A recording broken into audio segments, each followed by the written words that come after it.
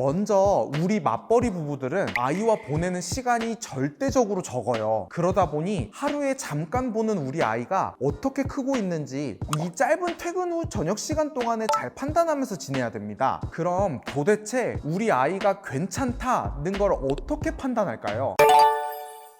안녕하세요. 표쌤의 친절한 진료실의 표진규 원장입니다. 요새 맞벌이 부부인 부모님들 정말 많으실 거예요. 저의 경우도 마찬가지인데 아마 이 맞벌이 부부의 가장 큰 걱정은 우리 애가 잘 크고 있나일 겁니다. 괜히 영유아 검진 때 아이의 체중이 작거나 발달이 조금 늦다고 표시가 되면 같이 시간을 못 보낸 내 탓 같기도 하고 아이에게 내가 너무 신경을 안 써주는 거 아닌가 죄책감이 들 수도 있어요. 또 할머니나 어린이집에 아이를 맡기면 애가 엄마보다 다른 봐주는 어른을 더 좋아해서 이대로 놔둬도 애가 괜찮은 건지 걱정되시는 분들도 많을 것 같아요. 그래서 제가 준비해봤습니다. 맞벌이 부부가 놓치지 말아야 할 아이의 상태, 바로 가시죠.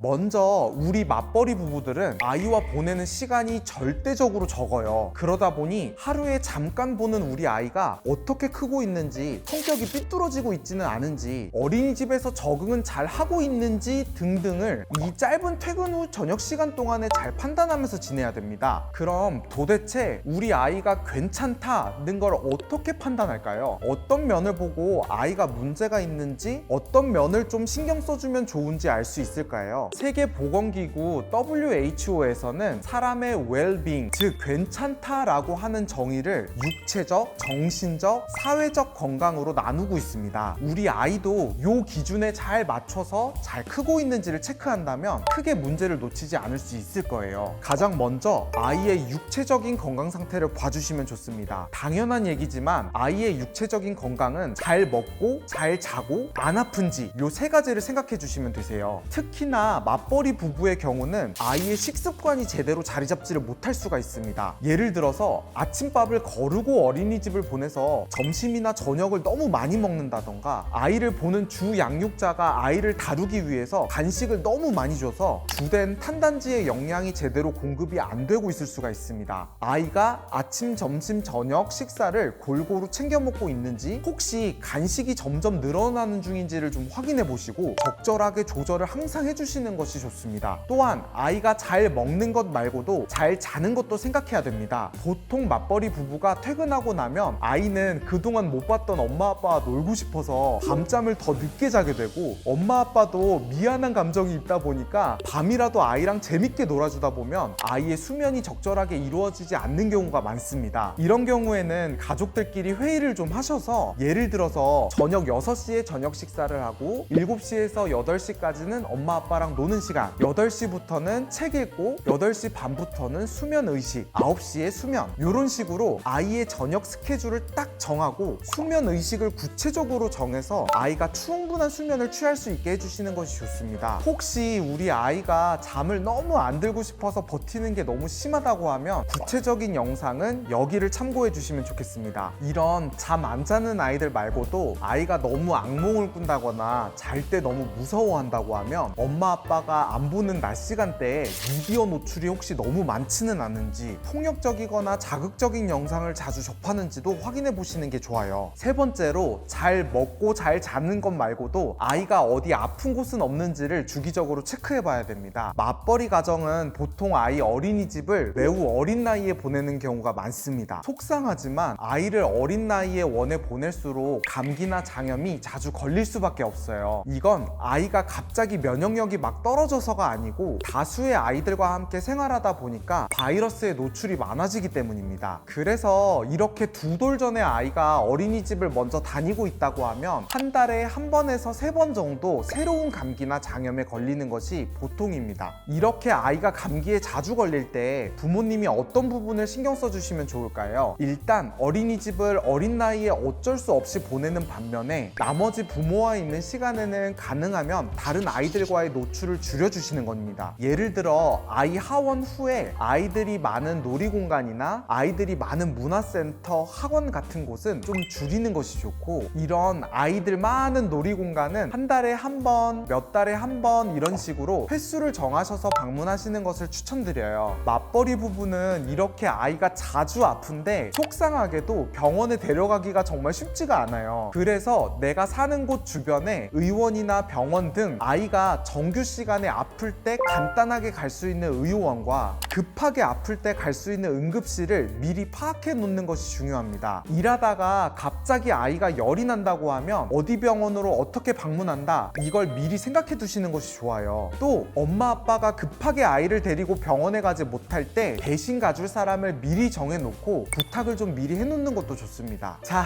이렇게 맞벌이 엄마 아빠는 아이의 육체적인 건강 말고도 정신적인 상태도 같이 신경을 써주시는 게 좋습니다. 아이가 지금 지내는 스케줄이 아이에게 너무 스트레스가 되는 건지 주기적으로 좀 체크해 보시는 것이 좋아요. 집에서 아이가 만약 계속 손톱만 뜯고 있다던가, 아니면 전보다 화를 너무 많이 낸다던가 폭력적으로 행동한다면 아이가 엄마 아빠가 안 보는 시간에 무슨 일이 있는지를 좀 면밀히 살펴봐 주시는 게 좋습니다. 이렇게 화가 나고 막 폭력적인 행동 말고도 오히려 아이가 낮잠을 이상하게 오래 자고 지쳐 보이면서 예민한 모습을 보일 수도 있어요. 아이가 받는 스트레스는 엄마 아빠와 떨어지는 것 자체 때문일 수도 있고, 그것 말고도 친구 관계나 선생님과의 문제 혹은 무리한 학업 때문일 수도 있어요. 맞벌이를 시작하신 후에 아이 상태가 평소와 유독 달라 보인다고 하면 아이와 주기적으로 대화를 하면서 지금 일정들 중에 이러한 스트레스를 받는 부분들이 있는지를 열심히 찾아주시는 게 좋습니다. 아이가 이런 스트레스를 잘 이겨내거나 받아들이고 다룰 수 있도록 애쓰신다면 아이도 엄마 아빠가 낮 시간에 함께는 없지만 항상 나의 문제를 같이 이겨내준다고 생각할 거예요. 자, 마지막으로 아이의 사회적인 상태가 괜찮은지 봐주시는 것이 중요합니다. 여기서 8에서 36개월 사이의 아이들은 사회성을 친구들과 잘 지내냐가 아니라 주 양육자와의 관계가 어떠냐로 내립니다. 여기서의 주 양육자는 봐주시는 할머니실 수도 있고 어린이집 선생님일 수도 있습니다. 혹은 시터일 수도 있어요. 요 시기에는 아이들이 엄마나 아빠 대신에 봐주시는 주 양육자를 더 따르고 좋아할 수도 있습니다. 엄마 아빠 입장에서는 좀 속상해할 수도 걱정되실 수도 있는데, 이때는 오히려 아이가 혼란이 생기지 않도록 주 양육자와의 관계가 좋다면 조금 흐뭇하게 바라봐 주시는 것이 좋습니다. 아이가 예를 들어서 할머니 손에 맡겨서 자라고 있는데 퇴근한 엄마가 할머니에게 자꾸 못 가게 막고 할머니에게 가는 행동을 잘못된 것이라고 표현을 하게 되면 아이가 낮 시간 동안에 할머니에게 가야 할지 말아야 되는지, 나는 누구를 의지해야 되는지 헷갈려 하면서 오히려 반응성 애착 장애가 생길 수도 있어요. 아이가 엄마 아빠보다 다른 주 양육자를 더 찾더라도 아이가 대부분의 시간을 보내는 주 양육자와 좋은 관계를 맺고 있는 것이니 오히려 더 안심하시고 지켜보시면 됩니다. 결국에 아이들은 크면서 그 누구보다도 엄마 아빠를 가장 좋아할 수밖에 없어요. 너무 걱정 안 하셔도 되십니다. 반면에 요 36개월이 넘어가면 아이들은 주 양육자와의 관계도 중요하지만 이제는 또래 아이들, 잠깐 보는 선생님들과의 관계도 굉장히 중요해집니다. 아이가 유치원이나 학교에서 친구들과 잘 어울리는지, 선생님과의 문제는 없는지 등등을 주기적으로 확인하셔서 아이가 엄마 아빠가 없을 때의 사회성의 문제가 있는지를 놓치지 않는 것이 좋습니다. 이때 문제가 있다면 집에서 아이의 사회성을 기르기 위한 다양한 노력을 좀 해보시고, 만약 힘드시다면 전문가인 소아정신건강의학과의 도움이 필요할 수도 있습니다.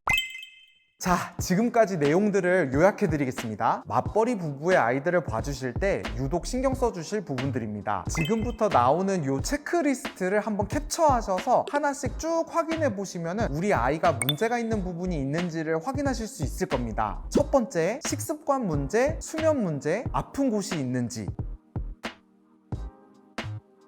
그리고 두 번째, 아이가 정서적으로 스트레스 상황에 있는지. 셋째, 개월수에 맞춘 사회성 형성에 문제가 있는지를 봐주신다면 우리 아이가 지금 괜찮구나, 우리 아이가 이런 면이 요새 힘들어서 도와줘야겠구나 확인하실 수가 있을 거예요. 항상 바쁜데도 이렇게 가족들을 위해서 최선을 다하는 우리 엄마 아빠들을 응원하면서 표쌤의 친절한 진료실의 표진규 원장이었습니다. 안녕.